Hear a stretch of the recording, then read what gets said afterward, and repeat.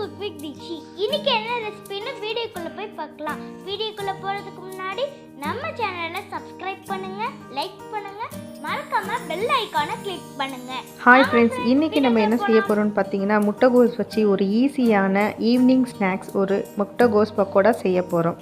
இதுக்கு நான் ஒரு 1/4 கிலோ முட்டைகோஸை நல்லா வாஷ் பண்ணிவிட்டு நல்ல ஒரு கிரேட்டரில் துருவி எடுத்து வச்சுருக்கேங்க. இது கூட நம்ம என்ன செய்ய போகிறோம்னா ஒரு 1/2 ஸ்பூன் உப்பு ஆட் பண்ண போகிறோம். இந்த டிஷ்ஷு செய்கிறதுக்கான உப்பை நம்ம இப்போயே ஆட் பண்ணிக்கிறோங்க. இப்போ நம்ம இதை நல்லா மிக்ஸ் பண்ணி எடுத்துக்கலாம்.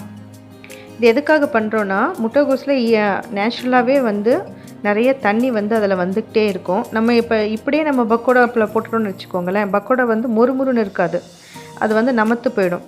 இந்த மாதிரி ஒரு 2 நிமிஷத்துக்கு இதை மூடி வச்சுடுங்க. இதில் எவ்வளோ வாட்டர் வருதுன்னு நம்ம இப்போ பார்க்கலாம். ஒரு 2 நிமிஷம் கழித்து இதை ஓப்பன் பண்ணி ஒரு சின்ன பவுலில் நம்ம பிசைஞ்சு வச்சுருக்கிற அந்த முட்டைகோஸை எல்லாத்தையுமே பிழிஞ்சு இப்போ எடுத்துடலாங்க. அதில் நிறைய தண்ணி அதிகமாகவே வரும். இந்த தண்ணியை நான் 2 தடவை பிழிஞ்சு எடுத்துருக்கிறேன். இந்த தண்ணியை நம்ம அப்படியே வேஸ்ட் பண்ணிடக்கூடாது, வேறு எதுக்காச்சும் நம்ம யூஸ் பண்ணிக்கலாம். பார்த்திங்களா எவ்வளோ தண்ணி வருது. நான் எந்த தண்ணியுமே ஆட் பண்ணலை. இந்த உப்பு சேர்த்ததுனால இந்த முட்டைகோஸில் இருக்கிற தண்ணி எல்லாமே ஃபில்டர் ஆகி வருதுங்க. இந்த மாதிரி நல்லா அழுத்தி நம்ம பிழிஞ்சு எடுத்துக்கலாம். நீங்கள் ஒரு காட்டன் துணியில் போட்டு கூட ஃபுல்லாக நீங்கள் பிழிஞ்சு எடுத்துக்கலாம். இப்போ இந்த தண்ணியை நம்ம பருப்பு செய்யும் போதோ இல்லை இட்லி தோசை ஊற்றும் போதோ கூட நம்ம ஆட் பண்ணி அதை எடுத்துக்கலாம்.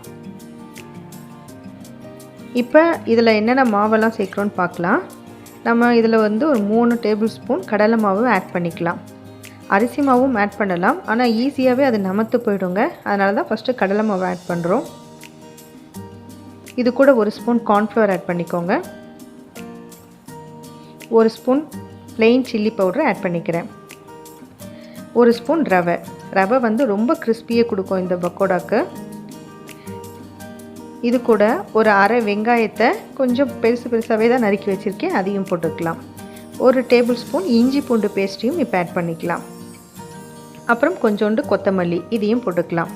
இது எல்லாத்தையுமே நல்லா மிக்ஸ் பண்ணிக்கலாம். நான் இதில் உப்பு ஆல்ரெடி முன்னாடியே சேர்த்துட்டேன், அதனால் உப்பு சேர்க்க தேவையில்லை. இந்த ஸ்டேஜில் இந்த டிஷ்ஷுக்கான உப்பை நம்ம முன்னாடியே சேர்த்துட்டோம். இதை நல்லா அழுத்தி பிசைஞ்சு எடுத்தாலே போதும். இந்த மாவு நல்லா நம்ம போடுறதுக்கு கரெக்டான பதத்துக்கு வந்துடும்.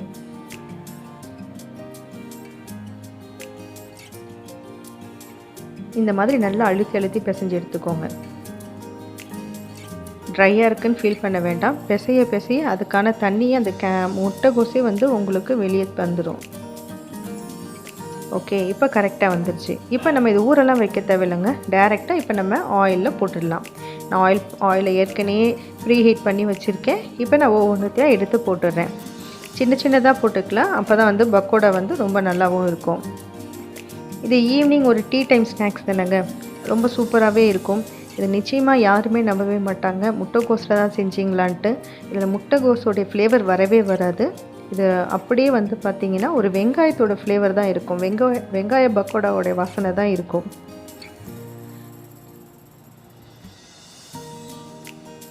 இது நல்லா கோல்டன் ப்ரௌன் ஆன உடனே நம்ம இதை எடுத்துடலாம்.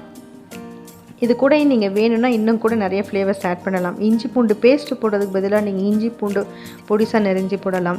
இல்லைனா பச்சை மிளகாய் கூட நீங்கள் பொடிசாக நறுக்கி போடலாம், இன்னும் கூட ரொம்ப நல்லா இருக்கும். நான் பேலன்ஸ் இருக்கிற மாவையும் நான் அதில் போட்டு எடுத்துக்கிறேங்க. இப்போ நம்மளுடைய கிறிஸ்பியான முட்டைகோஸ் பக்கோடா ரெடி ஆகிடுச்சு. நல்ல ஒரு ஈவினிங் டைம் ஒரு டீ ஸ்நாக்ஸுக்கு இது பசங்களுக்கு கொடுக்கலாம், ரொம்ப நல்லாவே இருக்குங்க. நார்மலாக முட்டைகோஸை நம்ம ஒரு கூட்டு ஒரு பொரியல் பண்ணுறதுக்கு இந்த மாதிரி பண்ணிங்க அப்படின்னா ஒரு டிஃப்ரெண்ட்டான காம்பினேஷனாக இருக்கும்.